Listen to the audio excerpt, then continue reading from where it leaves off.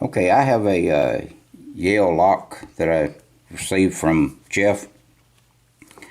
Gonna make keys for it, but it's got a bad pin internally, so I'm going to cut this lock open. Gonna cut this little ring out here and unstick the pin, and then I'm gonna weld everything back on. So as soon as I go cut this off, I will be back shortly. Okay, I've got this Yale cut open, and this is what it looks like inside. And you better make sure that if you cut this open, one of these open, you cut it open on the correct side. If you don't, you'll have to cut both of them off. I've unstuck the pin. This is the key for it. It is only a 4-pin lock. This is what it looks like when it's open.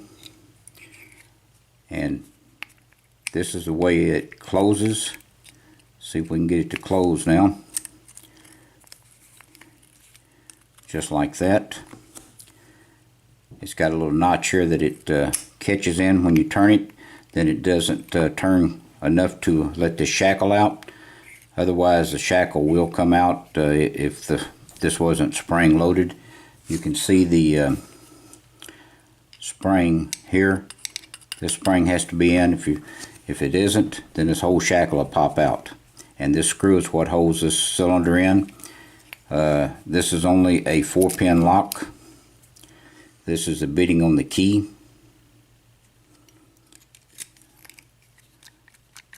So the lock does work.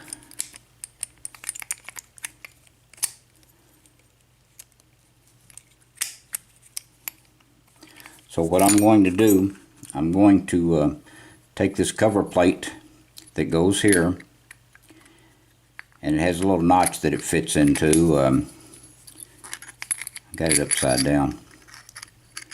It fits into a little notch up here on top, like this. There it is, snapped in place. This ring that I cut off is what holds the cover plate in place. So I'm going to use my MIG welder and weld this all the way back around. And you don't want to have to cut both these off and then weld both sides on.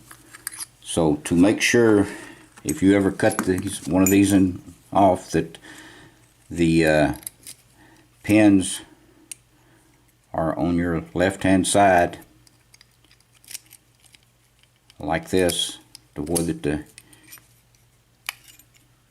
the opening part is on the left side.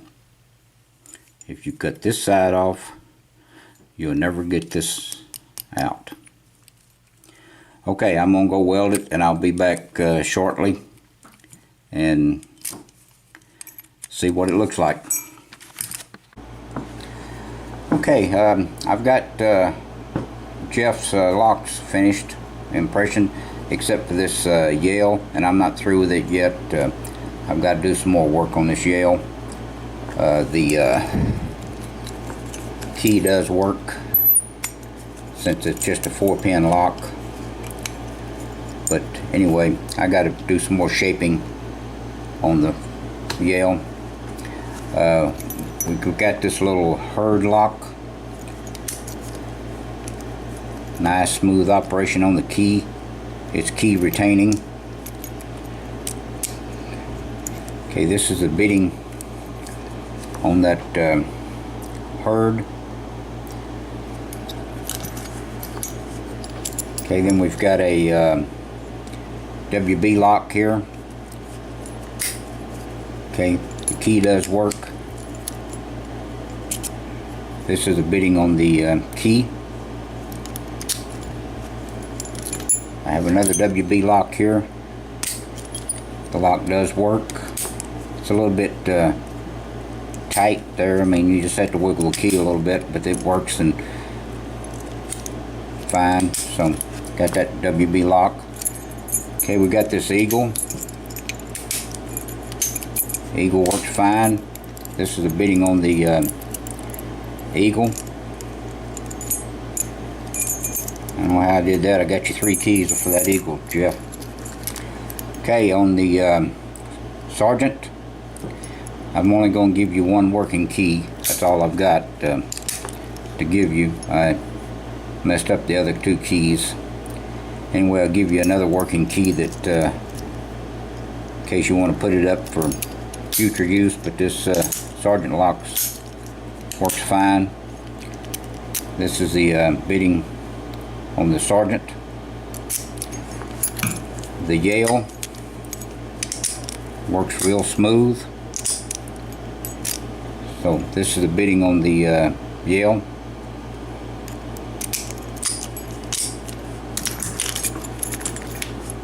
Okay, that's what I have for Jeff. I'm going to send these out in the next, I don't know, 2 or 3 days, Jeff. I'm waiting on this crazy post office we've got down here to get the road fixed. It's so muddy and nasty to get into. So, well, they should have it ready though in another day or two. So I'll get these in the mail to you.